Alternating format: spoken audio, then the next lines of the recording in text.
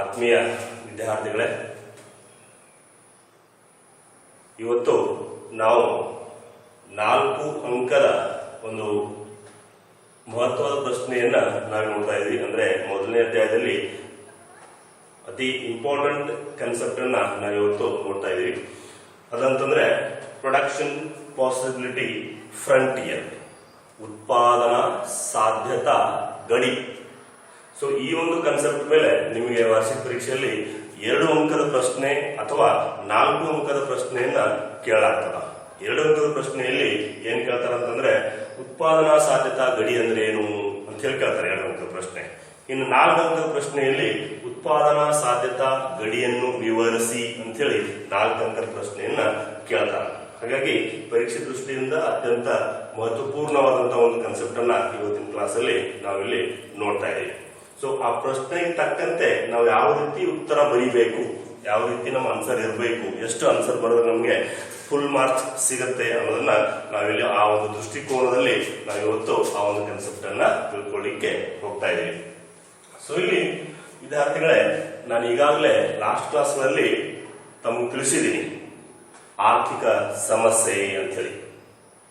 So ಆರ್ಥಿಕ ಸಮಸ್ಯೆ ಯಾಕೆ ಉದ್ಭವಿಸ್ತದ? ಸಂಪನ್ಮೂಲಗಳ ಕೊರತೆಯಿಂದ.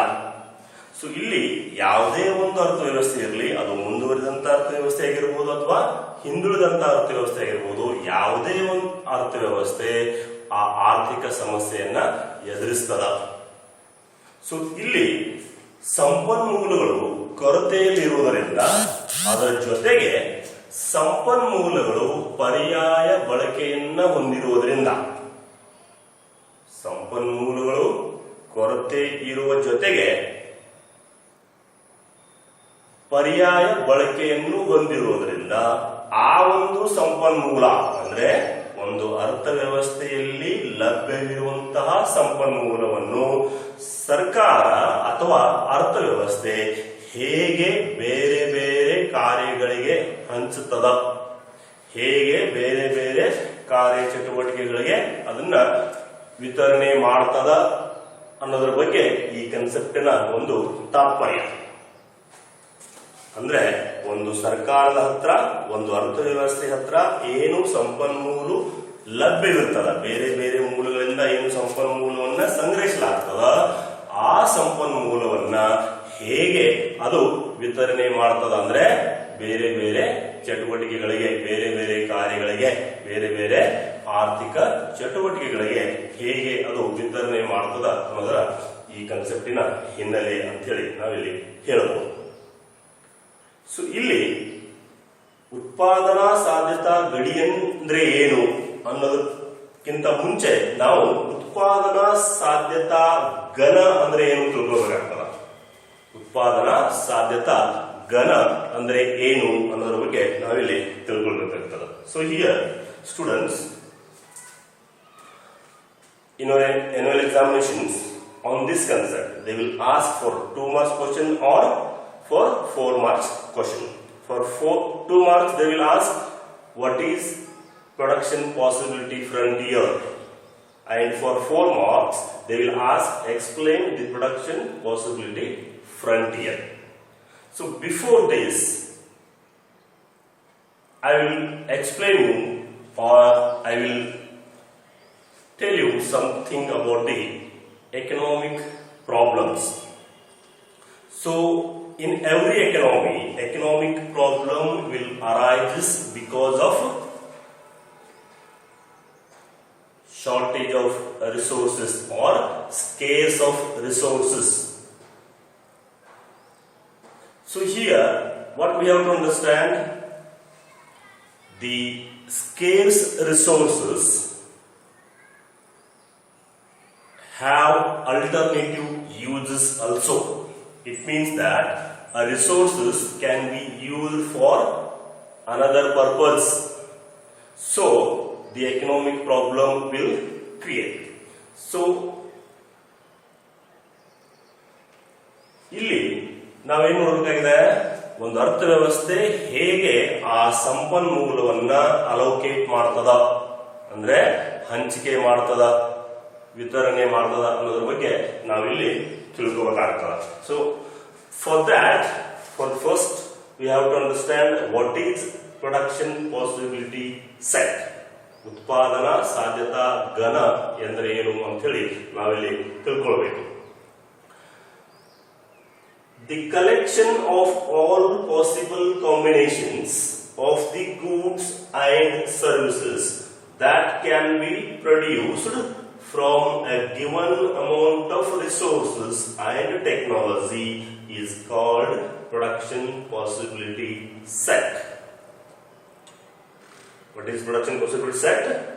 The combination of all possible combinations. The combinations of all possible combinations of the goods and services that can be produced from a given amount of resources and technology. What it means? Whatever the resources and technology available to the economy, by using that resources and technology, how much the economy will produce, how much the goods and services to be produced by that economy is called production possibility set. So ಇಲ್ಲಿ ವಿದ್ಯಾರ್ಥಿಗಳೇ ಉತ್ಪಾದನಾ ಸಾಧ್ಯತಾ ಘನ ಅಂದ್ರೆ ಏನಂತಂದ್ರೆ ಲಭ್ಯವಿರುವ ಸಂಪನ್ಮೂಲ ಮತ್ತು ತಂತ್ರಜ್ಞಾನದ ಸಹಾಯದಿಂದ, ಲಭ್ಯವಿರುವ ಸಂಪನ್ಮೂಲ ಮತ್ತು ತಂತ್ರಜ್ಞಾನದ ಸಹಾಯದಿಂದ ಉತ್ಪಾದಿಸಲ್ಪಡುವ ಸರಕು ಮತ್ತು ಸೇವೆಗಳ ಎಲ್ಲ ಸಾಧ್ಯತಾ ಸಂಯೋಜನೆಗಳ ಸಮೂಹಕ್ಕೆ, ಎಲ್ಲ ಸಾಧ್ಯತಾ ಸಂಯೋಜನೆಗಳ ಸಮೂಹಕ್ಕೆ ನಾವು ಉತ್ಪಾದನಾ ಸಾಧ್ಯತಾ ಘನ ಅಂತ ಹೇಳಿ ಕರಿತೀವಿ. ಏನಂತ ಕರಿತೀವಿ? ಲಭ್ಯವಿರುವ ಸಂಪನ್ಮೂಲ ಮತ್ತು ತಂತ್ರಜ್ಞಾನವನ್ನು ಬಳಸಿ ಉತ್ಪಾದಿಸಲ್ಪಡುವ ಎಲ್ಲ ಸರಕು ಮತ್ತು ಸೇವೆಗಳ, ಉತ್ಪಾದಿಸಲ್ಪಡುವ ಅಥವಾ ಉತ್ಪಾದಿಸಲು ಸಾಧ್ಯವಿರುವ ಎಲ್ಲ ಸರಕು ಮತ್ತು ಸೇವೆಗಳ ಸಂಯೋಜನೆಗಳ ಸಮೂಹಕ್ಕೆ ಉತ್ಪಾದನಾ ಸಾಧ್ಯತಾ ಘನ ಅಂತ ಹೇಳಿ ಕರಿತೀವಿ. ಏನಂದ್ರೆ ಸಿಂಪಲ್ ಆಗಿ ನೋಡಿ, ಒಂದು ಕುಟುಂಬದ ಬಗ್ಗೆ ಯೋಚನೆ ಮಾಡೋಣ ನಾವು. ಸಪೋಸ್ ಒಂದು ಕುಟುಂಬದ ಹತ್ರ 10,000 ರೂಪಾಯಿ ಆದಾಯ ಇದೆ. ಆದಾಯ ಅಂದ್ರೆ ಏನು? ಸಂಪನ್ಮೂಲ ಇದೆ ಅಂತ ತಿಳ್ಕೊಂಡು. ಸೊ ಈ 10,000 ರೂಪಾಯಿದಿಂದ ಕುಟುಂಬದ ಬಳಿ ಇರುವಂತಹ ಈ 10,000 ರೂಪಾಯಿದಿಂದ ಆ ಕುಟುಂಬದಲ್ಲಿರುವಂತಹ ಜನರ ಬಯಕೆಗಳನ್ನ ಹೇಗೆ ಈಡೇರಿಸ್ತದ ಅಂದ್ರೆ ಬೇರೆ ಬೇರೆ ಉದ್ದೇಶಗಳನ್ನ ಪೂರೈಸಲಿಕ್ಕೆ ಆ ಒಂದು ಕುಟುಂಬ ಹೇಗೆ ಈ 10,000 ರೂಪಾಯಿಯನ್ನ ನಿರ್ವಹಿಸ್ತದ. ಫಾರ್ ಎಕ್ಸಾಂಪಲ್, ಫಾರ್ ಫುಡ್, ಆಹಾರಕ್ಕೋಸ್ಕರ ಅದೇನ್ ಮಾಡಬಹುದು, ಒಂದು 2,000 ರೂಪಾಯಿ ಹಂಚಿಕೆಯನ್ನ ಮಾಡಬಹುದು. ಓಕೆ, ಏನಾದ್ರೂ ಒಂದು ಕಾರ್ಯಕ್ರಮ ಇದೆ ಅಂತ ತಿಳ್ಕೊಳ್ಳಿ ಮನೆಯಲ್ಲಿ, for function they will spend 3,000 rupees, 3,000 ರೂಪಾಯಿ ಖರ್ಚು ಮಾಡ್ತಾ ಇದೆ ಅಂತ ತಿಳ್ಕೊಳ್ರಿ.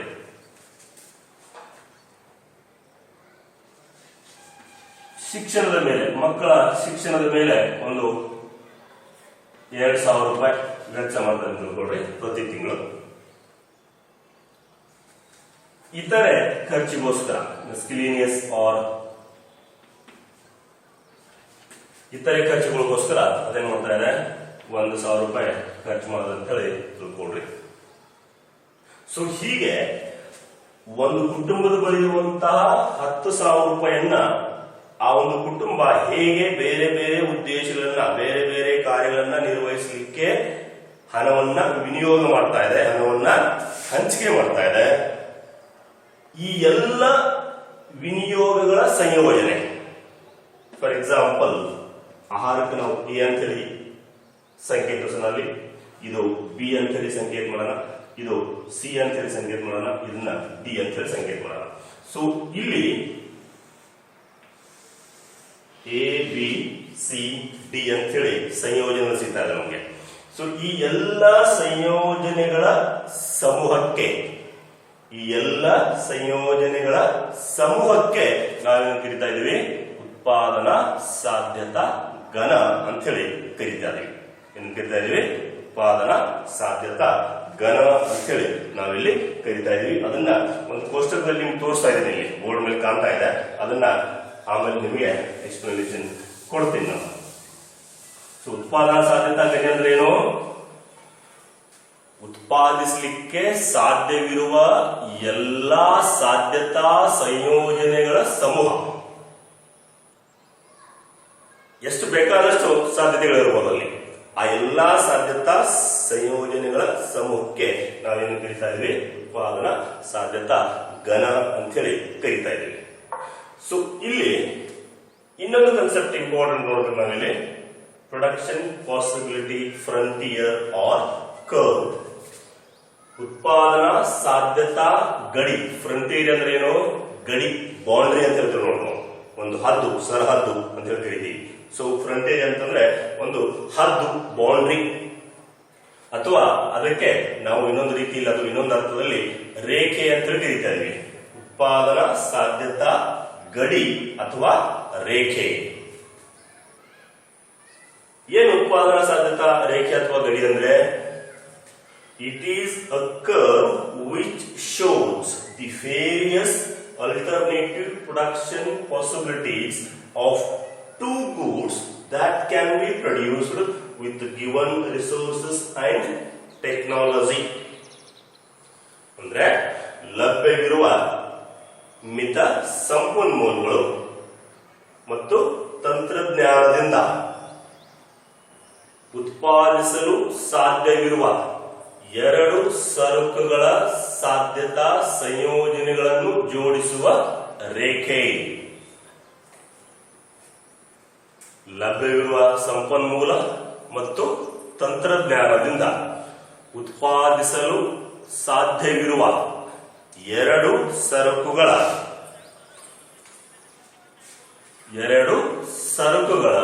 ಸಂಯೋಜನೆಗಳನ್ನು ಜೋಡಿಸುವ ರೇಖೆ, ಅದು ಉತ್ಪಾದನಾ ಸಾಧ್ಯತಾ ರೇಖೆ ಅಥವಾ ಉತ್ಪಾದನಾ ಸಾಧ್ಯತಾ ಗಡಿ ಅಂತ ಹೇಳಿ ಕರಿತಾ ಇದ್ವಿ. ಸೊ ಇಲ್ಲಿ ನಾವು ಯಾಕೆ ಎರಡು ಸರಕು ಅಂತ ನೋಡಿವಿ? ಎರಡು ಸರಕು ಅಂತ ಹೇಳಿ ನಾವು ಯಾಕೆ ಪರಿಗಣಿಸಿದ್ವಿ ಅಂತಂದ್ರೆ, ವಿದ್ಯಾರ್ಥಿಗಳೇ, ಅರ್ಥವ್ಯವಸ್ಥೆಯಲ್ಲಿ ಸಾಕಷ್ಟು ಸರಕು ಮತ್ತು ಸೇವೆಗಳನ್ನು ಉತ್ಪಾದಿಸಲಾಗ್ತದೆ. ಅಂದ್ರೆ ಸಾವಿರಾರು ವಸ್ತುಗಳನ್ನ ಅರ್ಥವ್ಯವಸ್ಥೆಯಲ್ಲಿ ಉತ್ಪಾದನೆ ಮಾಡಬೇಕಾಗ್ತದ. ಆ ಎಲ್ಲ ವಸ್ತುಗಳನ್ನ ನಾವು ಪರಿಗಣಿಸಿದರೆ, ಅಂದ್ರೆ ಒಂದು ದೇಶದಲ್ಲಿ ಉತ್ಪಾದನೆ ಆಗುವಂತಹ ಎಲ್ಲ ವಸ್ತುಗಳನ್ನ ನಾವು ನಮ್ಮ ಅಧ್ಯಯನಗಳಲ್ಲಿ ಪರಿಗಣಿಸಿದರೆ ಅಲ್ಲೇನಾಗ್ತದ? ಗೊಂದಲ ಉಂಟಾಗ್ತದ. ಹಾಗಾಗಿ ನಾವು ಕೇವಲ ಒಂದು ಅರ್ಥವ್ಯವಸ್ಥೆಯಲ್ಲಿ ಕೇವಲ ಎರಡು ಸರಕುಗಳು ಮಾತ್ರ ಉತ್ಪಾದನೆ ಮಾಡಲಾಗ್ತದ ಅಂತ ಹೇಳಿ ನಾವು ಪರಿಗಣಿಸಿದೀವಿ. ಯಾಕಂತಂದ್ರೆ ಮುಂದಿನ ಅಧ್ಯಯನ, ಈ ವಿಷಯದ ಮುಂದಿನ ಅಧ್ಯಯನ ಏನಿದೆ ಅದು ನಮ್ಗೆ ತಿಳಿಬೇಕಾದ್ರೆ ಅಲ್ಲಿ ಏನಿರ್ಬೇಕು? ನಾವು ಕೇವಲ ಎರಡು ಸರಕುಗಳನ್ನ ಮಾತ್ರ ಉತ್ಪಾದನೆ ಮಾಡಲಾಗ್ತದ ಅಂತೇಳಿ ಒಂದು ಊಹೆಯನ್ನ ಮಾಡಿದೀವಿ, ಒಂದು ಕಲ್ಪನೆಯನ್ನ ಮಾಡಿದೀವಿ. ಸೊ ಆ ಕಲ್ಪನೆ ಆಧಾರದ ಮೇಲೆ ಎಲ್ಲ ವಿವರಣೆ ನಾವಿಲ್ಲಿ ಕೊಡಬೇಕಾಗ್ತದ. ಯಾಕಂತಂದ್ರೆ ಇಲ್ಲಾಂತಂದ್ರೆ ಏನಾಗ್ತದ? ಗೊಂದಲ ಉಂಟಾಗ್ತದ. ಓಕೆ, ಹಾಗಾಗಿ ನಾವು ಕೇವಲ ಎರಡು ಸರಕುಗಳನ್ನ ಮಾತ್ರ ಪರಿಗಣಿಸ್ತಾ ಇದೀವಿ. ಇನ್ನೊಂದ್ಸಲ ನೋಡ್ರಿ, ಉತ್ಪಾದನಾ ಸಾಧ್ಯತಾ ಗಡಿ ಅಂದ್ರೆ ಏನು?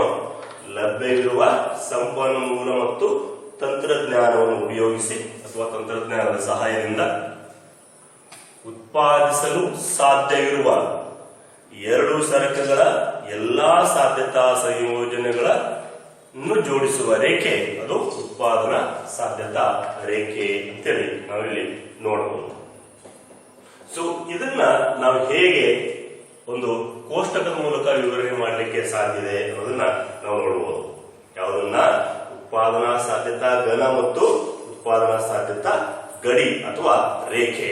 ಅದನ್ನ ಒಂದು ಕೋಷ್ಟಕದ ಮೂಲಕ ಮತ್ತು ಒಂದು ರೇಖಾಚಿತ್ರದ ಮೂಲಕ ಹೇಗೆ ತಿಳ್ಕೊಳ್ಬಹುದು ಅನ್ನೋದನ್ನ ನಾವಲ್ಲಿ ನೋಡೋಣ. ಸೊ ವಿದ್ಯಾರ್ಥಿಗಳೇ, ನಾನಿಲ್ಲಿ ಫಸ್ಟ್ ಕಾಲಮ್ ಅಲ್ಲಿ ಸಾಧ್ಯತೆಗಳನ್ನ ಬರ್ತೀನಿ. ಅಂದ್ರೆ ವಸ್ತುಗಳನ್ನ ಎಷ್ಟು ಪ್ರಕಾರಗಳಲ್ಲಿ ಉತ್ಪಾದಿಸಲಿಕ್ಕೆ ಸಾಧ್ಯ ಇದೆ ಅಂತ ಹೇಳಿ. ಆಮೇಲೆ ಕೇವಲ 2 ವಸ್ತುಗಳನ್ನು ಉತ್ಪಾದಿಸಬಹುದು ಅಂತೇಳಿ ಏನು ಕಲ್ಪನೆ ಮಾಡಿದೀವಿ, ಏನು ಊಹೆ ಮಾಡಿದೀವಿ, ಆ ಆಧಾರದ ಮೇಲೆ ಒಂದು ಅರ್ಥವ್ಯವಸ್ಥೆಯಲ್ಲಿ ಕೇವಲ ಧಾನ್ಯ ಮತ್ತು ಹತ್ತಿಯನ್ನ ಉತ್ಪಾದಿಸಲು ಸಾಧ್ಯ ಅಥವಾ ಉತ್ಪಾದಿಸುತ್ತದೆ ಅಂತೇಳಿ ಒಂದು ಕಲ್ಪನೆ ಮಾಡಿದೀವಿ. Economy can produce only 2 goods, that is corn and cotton. ಇಲ್ಲ ಅಂತಂದ್ರೆ ನಾವು ಸಾವಿರಾರು ವಸ್ತುಗಳ ಹೆಸರುಗಳನ್ನ ಬರಿತಾ ಹೋದ್ರೆ ನಮ್ಗೆ ಏನಾಗ್ತದ, ತಿಳ್ಕೊಳ್ಳಿಕ್ಕೆ ಸ್ವಲ್ಪ ತೊಂದರೆ ಆಗ್ತದ, ಗೊಂದಲ ಆಗ್ತದ. ಹಾಗಾಗಿ ಕೇವಲ 2 ವಸ್ತುಗಳನ್ನ ನಾವಿಲ್ಲಿ ಪರಿಗಣಿಸ್ತಾ ಇದ್ದೀವಿ. ಸೊ ಇಲ್ಲಿ ವಿದ್ಯಾರ್ಥಿಗಳೇ, ಮೊದಲನೇ ಸಾಧ್ಯತೆ ನೋಡ್ರಿ, ಎ ಅನ್ನುವಂತ ಸಾಧ್ಯತೆಯಲ್ಲಿ ಧಾನ್ಯ ಎಷ್ಟು ಉತ್ಪಾದನೆ ಆಗಿದೆ? 0. ಹತ್ತಿ ಎಷ್ಟು ಉತ್ಪಾದನೆ ಆಗಿದೆ? 10. ಬಿ ಸಂಯೋಜನೆಯಲ್ಲಿ 1 ಘಟಕ ಧಾನ್ಯ, 9 ಘಟಕ ಹತ್ತಿ. ಸಿ ಸಂಯೋಜನೆಯಲ್ಲಿ 2 ಘಟಕ ಧಾನ್ಯ, 7 ಘಟಕ ಹತ್ತಿ. ಡಿ ಸಂಯೋಜನೆಯಲ್ಲಿ 3 ಘಟಕ ಧಾನ್ಯ, 4 ಘಟಕ ಹತ್ತಿ. ಈ ಸಂಯೋಜನೆಯಲ್ಲಿ 4 ಘಟಕ ಧಾನ್ಯ ಮತ್ತು 0 ಘಟಕ ಹತ್ತಿ. ಸೊ ಇದರ ಅರ್ಥ ಏನು?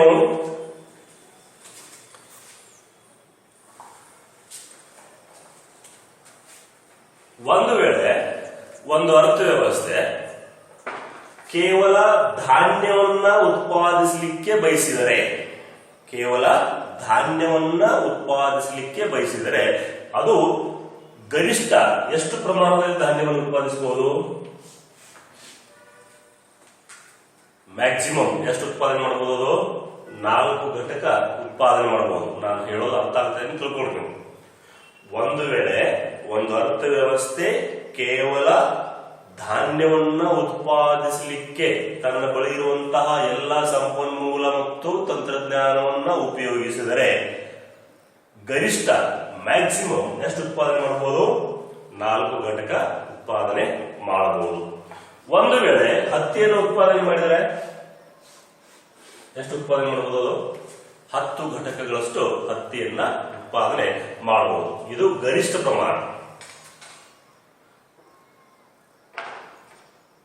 ಇನ್ನು ಬೇರೆ ಸಾಧ್ಯತೆಗಳಿದೆ. ಏನು? 1 ಘಟಕ ಹತ್ತಿಯನ್ನು ಉತ್ಪಾದನೆ ಮಾಡಬಹುದು, 1 ಘಟಕ ಧಾನ್ಯವನ್ನು ಉತ್ಪಾದನೆ ಮಾಡಬಹುದು, 9 ಘಟಕ ಹತ್ತಿಯನ್ನು ಉತ್ಪಾದನೆ ಮಾಡಬಹುದು. 2 ಘಟಕ ಧಾನ್ಯವನ್ನು ಉತ್ಪಾದನೆ ಮಾಡಬಹುದು, 7 ಘಟಕ ಹತ್ತಿಯನ್ನು ಉತ್ಪಾದನೆ ಮಾಡಬಹುದು. 3 ಘಟಕ ಧಾನ್ಯವನ್ನು ಉತ್ಪಾದನೆ ಮಾಡಬಹುದು ಮತ್ತು 4 ಘಟಕ ಹತ್ತಿಯನ್ನು ಕೂಡ ಉತ್ಪಾದನೆ ಮಾಡಬಹುದು. ಸೊ ಇಲ್ಲಿ ಈ ಎಲ್ಲಾ ಸಾಧ್ಯತೆಗಳನ್ನ ಉತ್ಪಾದಿಸಲಿಕ್ಕೆ ಸಾಧ್ಯ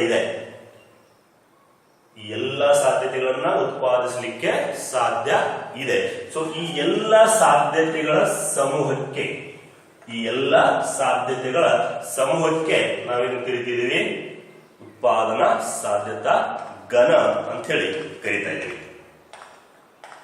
ಸೊ ಈ ಒಂದು ಕೋಷ್ಟಕದ ಆಧಾರದ ಮೇಲೆ ನಾವು ಒಂದು ವೇಳೆ ರೇಖಾಚಿತ್ರವನ್ನ ರಚನೆ ಮಾಡಿದರೆ, ಒಂದು ಡೈಗ್ರಾಮ್ ಅನ್ನ ತೆಗೆದ್ರೆ ನಮಗೆ ಇಲ್ಲಿ ಡೈಗ್ರಾಮ್ ಸಿಗ್ತಾ ಇದೆ. ನಾನು ಆಲ್ರೆಡಿ ತೆಗೆದಿದ್ದೀನಿ ನೋಡ್ರಿ, ಇಲ್ಲಿ ಒಂದು ಸ್ವಲ್ಪ ಓ ಎಕ್ಸ್ ಆಕ್ಸಿಸ್ ಅಂತಿದೆ, ಅಂದ್ರೆ ತಳಹದಿ ಅಂತಿದೆ, ಓ ಎಕ್ಸ್ ಆಕ್ಸಿಸ್. ಸೊ ಆ ಓ ಎಕ್ಸ್ ಆಕ್ಸಿಸ್ ಮೇಲೆ ನಾವೇನ್ ಮಾಡಿದೀವಿ? ಧಾನ್ಯವನ್ನ ಅಳತೆ ಮಾಡಿದೀವಿ. ಓ ವೈ ಆಕ್ಸಿಸ್ ಅಲ್ಲಿ, ಓ ವೈ ಅಕ್ಷಯದಲ್ಲಿ ನಾವೇನ್ ಮಾಡಿದೀವಿ? ಹತ್ತಿಯ ಘಟಕಗಳನ್ನ ಅಳತೆ ಮಾಡಿದೀವಿ.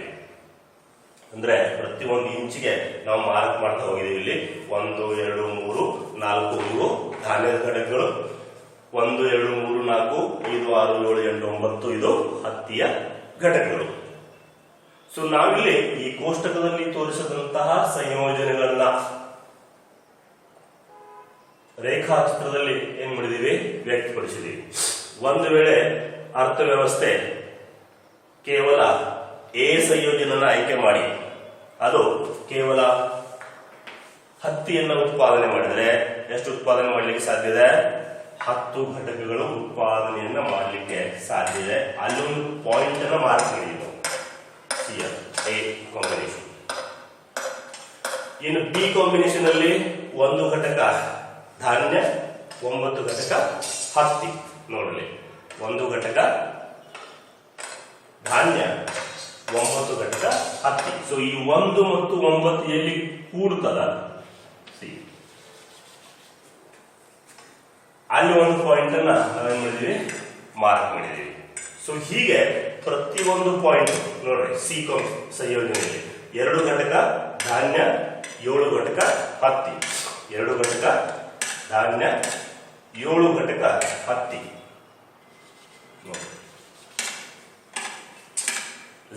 ಸೊ ಹೀಗೆ ನಾವು ಅದನ್ನ ತೋರಿಸ್ತಾ ಹೋದ್ರೆ ನಮ್ಗೇನಾಗ್ತದಲ್ಲಿ ಬೇರೆ ಬೇರೆ ಸಂಯೋಜನೆಗಳು ಸಿಗ್ತಾ ಇದಾವ. ಲಾಸ್ಟ್ ಕಾಂಬಿನೇಷನ್ E4 ಹೌದಲ್ಲ 0 4 0 4. ಸೊ ಆ ಎಲ್ಲ ಸಂಯೋಜನೆಗಳನ್ನ ನಾವು ಅಲ್ಲಿ ಪಾಯಿಂಟ್ ಮಾಡಿ ಮಾರ್ಕ್ ಮಾಡಿ ಆ ಎಲ್ಲ ಸಂಯೋಜನೆಗಳನ್ನ ಜೋಡಿಸಿದರೆ ನಮಗೆ ಒಂದೇನು ಸಿಗ್ತದಲ್ಲಿ PPC ಪ್ರೊಡಕ್ಷನ್ ಪಾಸಿಬಿಲಿಟಿ ಕರ್ವ್, ಉತ್ಪಾದನಾ ಸಾಧ್ಯತಾ ರೇಖೆ ಅಥವಾ ಉತ್ಪಾದನಾ ಸಾಧ್ಯತಾ ಘನ ನಮಗೆ ಸಿಗ್ತಾ ಇದೆ. ಅಂದ್ರೆ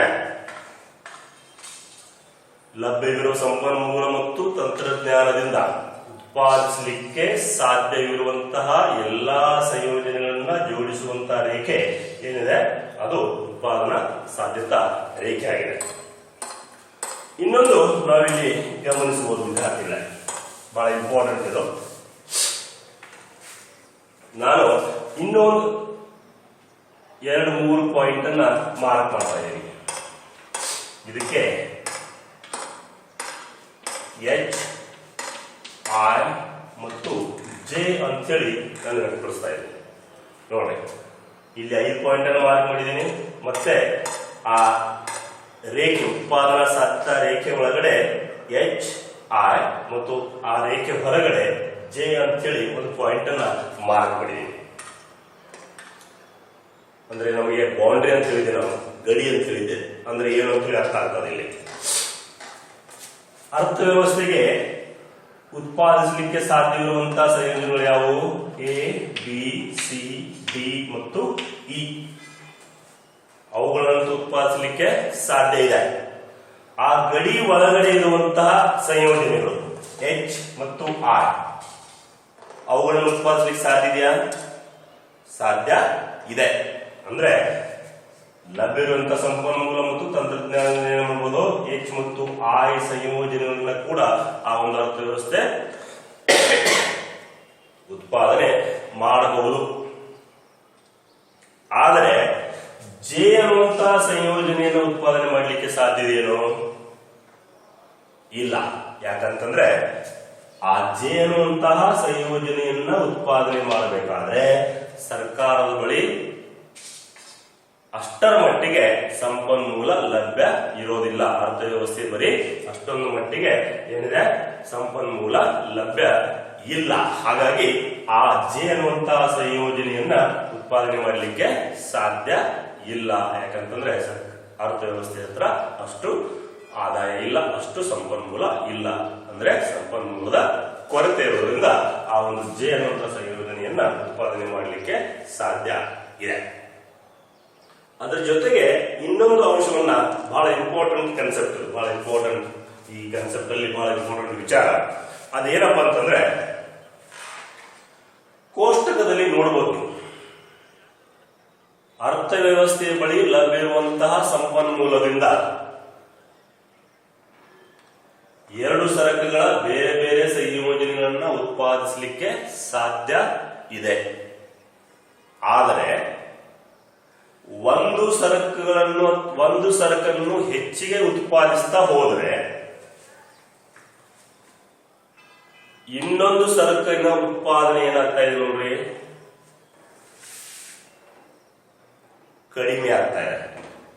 ನೋಡ್ರಿ, ಧಾನ್ಯದ ಘಟಕಗಳು ಏನಾಗ್ತಾ ಇದೆ, ಹೆಚ್ಚಾಗ್ತಾ ಇದೆ. 0 ಇದ್ದು ಅದು 4 ಅಂದ್ರೆ ಹೆಚ್ಚಾಗ್ತಾ ಇದೆ. ಹತ್ತಿಯ ಉತ್ಪಾದನೆ ಏನಾಗ್ತಾ ಇದೆ ನೋಡ್ರಿ, ಕಡಿಮೆ ಆಗ್ತಾ ಇದೆ. ಅಂದ್ರೆ ಅರ್ಥವ್ಯವಸ್ಥೆ ತನ್ನ ಬಳಿ ಇರುವಂತಹ ಸಂಪನ್ಮೂಲವನ್ನು ಕೇವಲ ಒಂದು ವಸ್ತುವನ್ನು ಹೆಚ್ಚಿಗೆ ಉತ್ಪಾದನೆ ಮಾಡಲಿಕ್ಕೆ ವಿನಿಯೋಗ ಮಾಡಿದರೆ ಬಯಸಿದರೆ ಏನಾಗಬಹುದು, ಇನ್ನೊಂದು ವಸ್ತುವಿನ ಉತ್ಪಾದನೆ ಕಡಿಮೆ ಆಗುತ್ತಾ ಇದೆ, ಆಗುತ್ತದೆ, ಆಗಬಹುದು. ಯಾಕಂತಂದ್ರೆ ನೋಡ್ರಿ, ಒಂದು ಕುಟುಂಬದ ಬಳಿ ಇರುವಂತಹ ಹಣ, ಆಗಲೇ ಹೇಳಿದೀನಿ ನಿಮ್ಗೆ ಉದಾಹರಣೆ, 10,000 ರೂಪಾಯಿ ಕೇವಲ ಆಹಾರದ ಮೇಲೆ ಖರ್ಚು ಮಾಡಿದರೆ ಅದು ಶಿಕ್ಷಣವನ್ನು ಕೊಡಿಸ್ಲಿಕ್ಕೆ ಆಗೋದಿಲ್ಲ, ಯಾವುದೇ ಕಾರ್ಯಗಳನ್ನು ಮಾಡಲಿಕ್ಕೆ ಸಾಧ್ಯ ಇಲ್ಲ, ಇತರೆ ಖರ್ಚುಗಳನ್ನು ಕೂಡ ಮಾಡಲಿಕ್ಕೆ ಸಾಧ್ಯ ಇಲ್ಲ. ಹಾಗಾಗಿ ಅರ್ಥವ್ಯವಸ್ಥೆ ಬಳಿ ಇರುವಂತಹ ಸಂಪನ್ಮೂಲವನ್ನ ಕೇವಲ ಒಂದು ಸರಕನ್ನು ಉತ್ಪಾದನೆ ಮಾಡಲಿಕ್ಕೆ ಬಯಸಿದರೆ ಇನ್ನೊಂದು ಸರಕಿನ ಉತ್ಪಾದನೆಯ ಪ್ರಮಾಣವನ್ನ ತ್ಯಾಗ ಮಾಡಬೇಕಾಗ್ತದೆ, ಬಿಟ್ಟು ಕೊಡಬೇಕಾಗ್ತದೆ. ಸೊ ಆ ಬಿಟ್ಟು ಕೊಡುವಂತಹ ಒಂದು ಸನ್ನಿವೇಶಕ್ಕೆ ನಾವು ಸದಾವಕಾಶ ವೆಚ್ಚ ಅಂತೇಳಿ ಕರಿತೀವಿ. ಸದಾವಕಾಶ ವೆಚ್ಚ ಅಂತೇಳಿ ಕರಿತಾ ಇದ್ದೀವಿ. ಸೊ ಇಲ್ಲಿ ಸದಾವಕಾಶ ವೆಚ್ಚ ಅಂತಂದ್ರೆ ಒಂದು ಸರಕನ್ನು ಸ್ವಲ್ಪ ಅಧಿಕ ಪ್ರಮಾಣದಲ್ಲಿ ಉತ್ಪಾದನೆ ಮಾಡಲು ಬಯಸಿದರೆ ಅದರ